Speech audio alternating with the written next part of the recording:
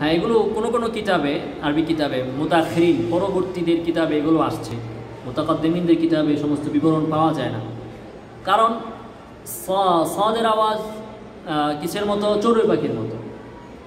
এখন আপনি যান, যা চড়ুই পাখি একটা ধরেন, ধৈরা মিলান, কাজটা কি কঠিন হলো না সহজ হইল? উদাহরণ দেওয়া হয় কিসের জন্য? সহজের জন্য। বলে যে সাদা সাদা কালারটা কি কেমন? দুধের কালার, আপনি সহজেই মিলাইতে পারবেন। তো আপনাকে বলা হচ্ছে যে যা এর আওয়াজ হচ্ছে কিসের মতো? মৌমাছির মতো। তো আপনি এখন মৌমাছি ধরেন একটা যায়, তারপরে এটা শুনেন, তাহলে কাজ সহজ হলো না কঠিন হইল?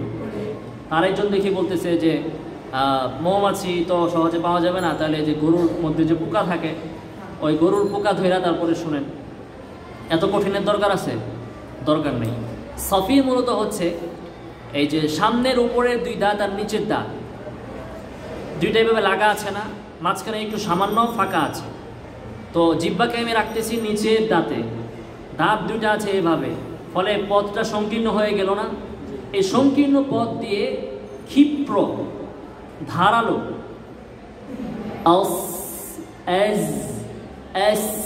ওই যে দেখবেন, এটা একটু সহজে বুঝতে পারবেন। ওই ধার দেয় না মেশিনের মধ্যে, সেট করে উঠেছে, বা যে আমাদের মেশিন দিয়ে যে স্টিল কাটে তখন এরকম এরকম আওয়াজ হয় না? এগুলো আরও সহজে বুঝতে পারবেন। ওনারা আগের জমানায় বুঝাইছে মৌমাছির আওয়াজ, তারপরে চড়ুই পাখির আওয়াজ। চড়ুই পাখির আওয়াজের সাথে সৎ কতটুকু মিলে দেখেন, মিলে কিনা আমার বুঝে আসে না যে কীভাবে মিলে চড়ুই পাখির আওয়াজের সাথে।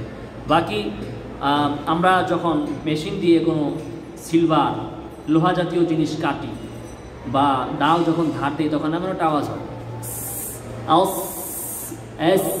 এটা হচ্ছে কি সফে। যাই হোক, এটা ওখানে যে আলোচনা হবে। তারপরে আসুন গদ আল খায়ের মাখরাজ, জিহ্বার আগা, সামনের উপরে দুই দাঁতের আগা। আগাকে আগার সাথে, আগার থেকে বের করে দিবেন না, এমন না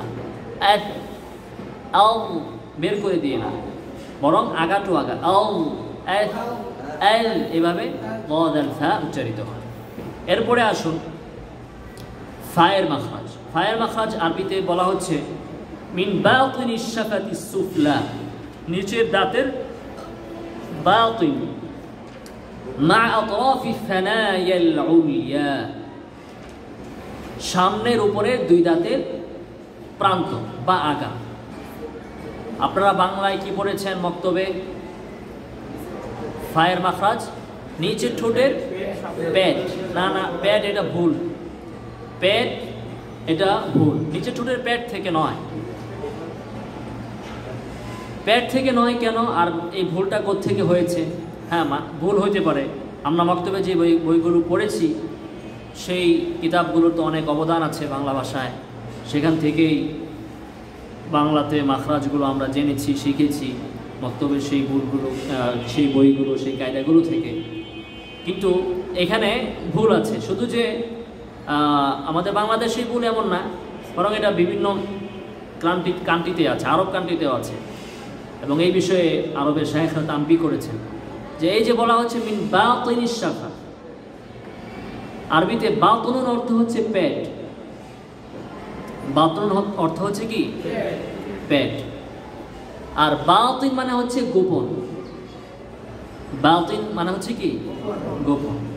আর বাতনুন মানে হচ্ছে পেট। এখন বলা হচ্ছে বাতিনিশ শাফা, বাতনুর শাফা কিন্তু না, ঠোঁটের গোপন অংশ, ঠোঁটের পেটের অংশ থেকে নয়। পেট তো হলো মধ্যখানটা পেট, তাই না? পেট তো হলো মধ্যখান থেকে না। তো এই পেট, এই কথাটা এখান থেকে আসছে, ওই বাতনুন আর বাতিনের মধ্যে পেঁচ লাগাইছে। তো এখন বাতিন কেন বলা হচ্ছে? যে এটা ছন্দ মিলানোর জন্য ওনারা এইভাবে বলছেন বাতিনিশ শাফা মা আতরাফিস সানায়াল উলিয়া। তো বাতিন দ্বারা উদ্দেশ্য হচ্ছে ঠোঁটের গোপন অংশ। গোপন অংশ কোনটা? আপনি যদি স্বাভাবিকভাবে ঠোঁটটা বন্ধ করে রাখেন, তো ঠোঁটের একটা অংশ তো দেখতে পাচ্ছেন, আর একটা অংশ আছে না গোপন আছে ভেতরে ভেজা, ওই অংশে হচ্ছে বাতিন। তাহলে আমরা এই ভুলটা মনে রাখবো। প্রশিক্ষণে আসলাম, যা তো আগে জানি তো জানি, নতুন কি শিখলাম এটারে একটা লিস্টি করবেন, এবং আপনাদের শেষ পরীক্ষায় আমি এটা শুনবো যে নতুন কি শিখছেন। মাখরাজ অধ্যায় আজকে নতুন শিখলেন, ষড়তন্ত্রী থেকে হামজা হা, লিসানুল মিজমার থেকে আইন হা। আর এই যে আরেকটা নতুন শিখলেন যে নিচের ঠোঁটের পেট নয়, বরং নিচের ঠোঁটের ভেজা অংশ থেকে ব্যা উচ্চারিত হয়। ব্যা বু বি, বাতাস বের হবে না কিন্তু, ভ্যা না, ব্যা বু বি, ভেজা অংশ থেকে, পেট থেকে না। এটা নোট করে রাখবেন, কিতাবের মধ্যেই নোট করে রাখতে পারেন, যেন আপনি আপনার এই ভুলটা স্মরণ থাকে। আপনি যখন সামনে উস্তাদ হবেন তখন আপনি যেন সঠিকটা শিখাতে পারেন। আমাদের উদ্দেশ্য কি? সঠিক জিনিসটা শিখানো। এই যে আমরা 2 জন 4 জন 5 জন সঠিকটা প্রচার করতে করতে একদিন কী হবে, ওই যে নিচের ঠোঁটের পেট এই কথাটা মানুষের মাথা থেকে চলে যাবে। তো আমাদের কি করতে হবে? সেটাকে প্রচার করতে হবে, এটাকে বলতে হবে। যতটুকু আমরা আগে থেকে জানি, সবাই জানে, সেটা তো আমরা বলবোই, কিন্তু যে বিষয়টাতে আমরা বিশেষভাবে তাম্বিহ করে দিব যে এই জিনিসটা ভুল আছে, সেটাকে আমাদের বিশেষভাবে মনে রাখতে হবে এবং মানুষকেও সেটাকে শেখাতে হবে। এবং ভুলের উৎসটা কি, কোত্থেকে আসলো সেটাও মনে রাখবো। যে বাতনুন আর বাতিন এই 2 শব্দের মধ্যে সমস্যার কারণে এই ভুল সৃষ্টি হয়েছে। এবার আসুন পরবর্তী মাখরাজ, 16 নং মাখরাজ। 2 ঠোঁট থেকে কয়েকটি হরফ আদায় হয়, ওয়াও বা মিম। ওয়াও কিভাবে আদায় হয়? বিনদিমামিশ শাফাতাইন। ইনদিমাম মানে হচ্ছে 2 ঠোঁটকে মিলানো। কেমনে মিলাবেন? সামনের দিকে নিয়ে মিলাবেন। উ, 2 ঠোঁটকে সামনের দিকে নিয়ে মিলাবেন। উ, এটা হচ্ছে 2 ঠোঁটকে মিলানো। উ, ছবি দেওয়া আছে, এভাবে মেলাতে হবে। এই যে মাওলানা সাহেব, আপনি ভালোভাবে এই ছবিটা খেয়াল করবেন। আপনার ঠোঁটটা গোল করতে অনেক সময় পুরোপুরি হচ্ছে না, এটা খেয়াল করবেন। উ, বলুন সবাই, উ উ। আচ্ছা,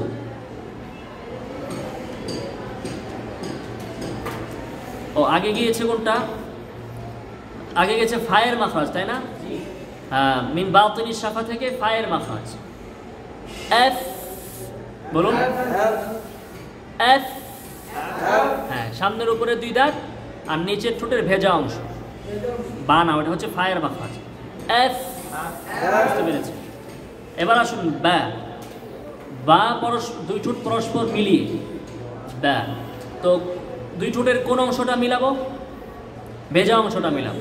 ফাতেও ভেজা অংশ, বাতেও ভেজা অংশ। যেমন ব্যা, ব্যা, উ, বি, ভেজা অংশ, ভেতরের অংশ, গোপন অংশ থেকে। তারপরের মাখরাজ হচ্ছে মিম। মিমও 2 ঠোঁট পরস্পর মিলিয়ে, ম্যা, মু, মি। এখানে কোন অংশ মিলাবো? ঠোঁটের শুকনা অংশ। মিম হচ্ছে ঠোঁটের শুকনা অংশ মিলিয়ে, আর বা হচ্ছে ভেজা অংশ মিলিয়ে। ফা ও ভেজা অংশ মিলিয়ে, আর ওয়াও 2 ঠোঁটকে গোল করে। এরপরে আসুন নুন এবং মিমের মাখরাজ। নুন এবং গুন্নায়ের মাখরাজ। গুন্নার মাখরাজ হচ্ছে খাইশুম, নাকের বাঁশি। নাকের বাঁশি কোনটা? এই যে উপরের তালুতে, উপরের তালুর গহ্বরের উপরে যে একটা অংশ আছে নাকের, এই অংশটা হচ্ছে খাইশুম, নাকের বাঁশি। এখান থেকে গুন্না।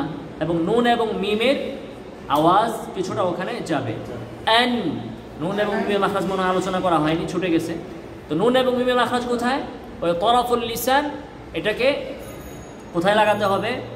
সামনের উপরে 2 দাঁতে। নাকে লাগাবেন কিভাবে? নাকে।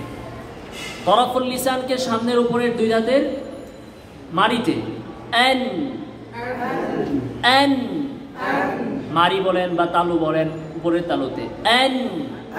এই যে এটা হচ্ছে নুন, তাই না? এন, এটা হচ্ছে নুন। বাকি নুনের অর্ধেক হচ্ছে এইভাবে, নুনের বাকি অর্ধেক হচ্ছে খাইশুমে। আওয়াজটা নাকে নিতে হবে। না, নু, নি, এন, এন, উন, ইন। খেয়াল করছেন যে আওয়াজটা যে নাকে যাচ্ছে?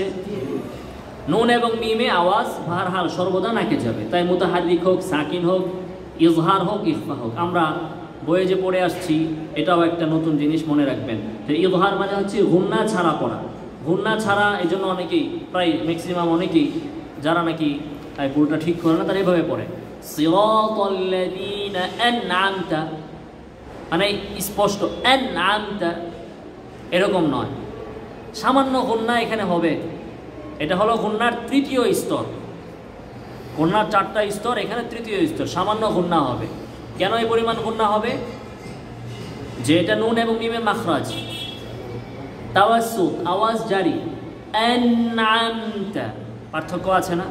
আনআমতা আনআমতা, ওই যে আপনি কালকে নামাজ পড়েছিলেন, আন বলুন, আওয়াজ সামান্য জারি, সামান্য গুন্না আছে, গুন্নার তৃতীয় স্তরের তৃতীয় মাত্রার গুন্না।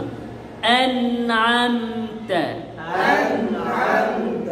আনআমতা, তাহলে অর্ধেক হচ্ছে লিসানে, নুনের অর্ধেক হচ্ছে লিসানে আর অর্ধেক হচ্ছে নাকে। এই লিসানের অংশকে বলা হয় আর নিসফুল মুকাম্মাল, আর এটাকে বলা হয় আর নিসফুল মুকাম্মিল।